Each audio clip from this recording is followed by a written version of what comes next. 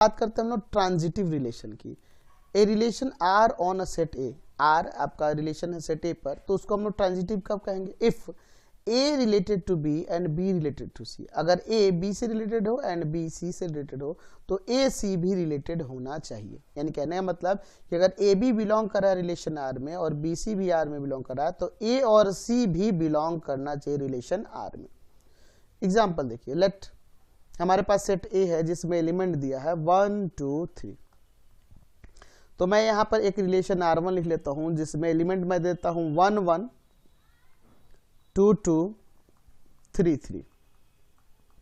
तो मैं दूसरा R2 ले लेता हूं जिसमें एलिमेंट मैं देता हूं 1 1 2 2 3 3, फिर आपका 1 2 2 1। मैं तीसरा एक रिलेशन ले लेता हूं R3 जिसमें मैं देता हूं 1 1 2 2 1 3 3 1 3 2। मैं एक रिलेशन देता हूं यहां पे फोर्थ, मैं यहां पे ले लेता हूं इसमें 1 2 2 1 1 1। चलिए मैं इनके डिस्कस करा देता हूं। देखिए एक बार 1 1 है, 1 1 है। अब 1 के साथ किसी और का रिलेशन है कि नहीं ये फाइंड करेंगे, क्योंकि देखो ऊपर कंडीशन मैंने दिया है कि अगर ए भी बिलोंग कर रहा है आर में और बी सी भी बिलोंग कर रहा है आर में, देन आप फाइंड करेंगे कि ए सी बिलोंग करना चाहिए। तो जब 1 1 से रिलेटेड है तो अब यहां चेक करो कि इस 1 से कोई और रिलेटेड है कि नहीं, नहीं है तो यहीं होल्ड कर देंगे, ये हमें देखने की जरूरत ही नहीं है ना। ये दोनों चीजें होने पर ही ये तीसरा ढूंढना है। तो अगर 1 1 है, अब फिर 1 के साथ किसी और का रिलेशन है यहाँ पे, नहीं है, छोड़ दीजिए। 2 2 है, 2 के साथ किसी और का रिलेशन है, नहीं है। 3 3 है, 3 के साथ किसी और का रिलेशन है। ये दोनों होगा तब ना इसको ढूंढेंगे, तो ये आपका ट्रांजिटिव रिलेशन हो जाएगा। समझ गए ना? ये अगर दोनों है तब इसको देखना है।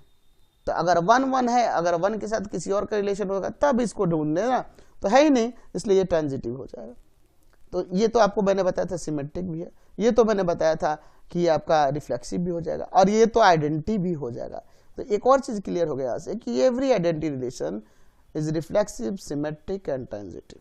अच्छा R2 देखिए 1 1 है, 1 का रिलेशन यहाँ 2 के साथ है, तो फिर आपको ये 1 और 2 को ढूंढना होगा। तो 1 और 2 यही है कि नहीं?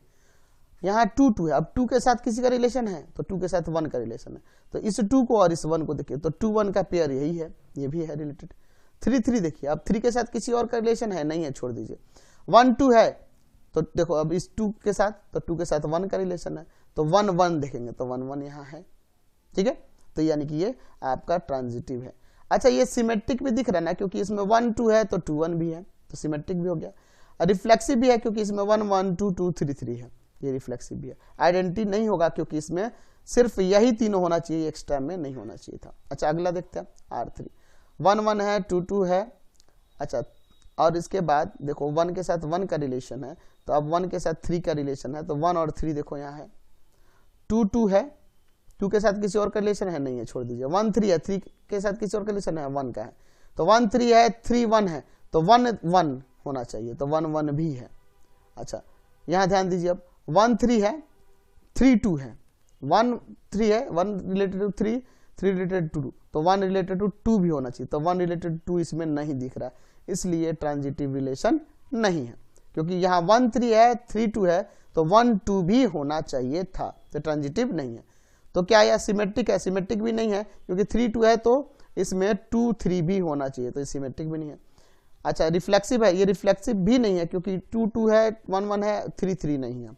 इसकी बात करते हैं, 1 2 है, 2 1 है, तो 1 1 ढूंढिए, 1 1 है, इसलिए ट्रांजिटिव है। रिफ्लेक्सिव नहीं है। सिमेट्रिक, हाँ सिमेट्रिक है, क्योंकि देखो 1 2 है तो 2 1 है, 1 1 है तो पलटेंगे तो 1 1 ही आएगा, तो ये सिमेट्रिक भी है और ट्रांजिटिव है। रिफ्लेक्सिव नहीं है, आइडेंटिटी नहीं है, तो ट्रांजिटिव भी रिलेशन क्लियर हो गया। नेक्स्ट देखते हैं एंटी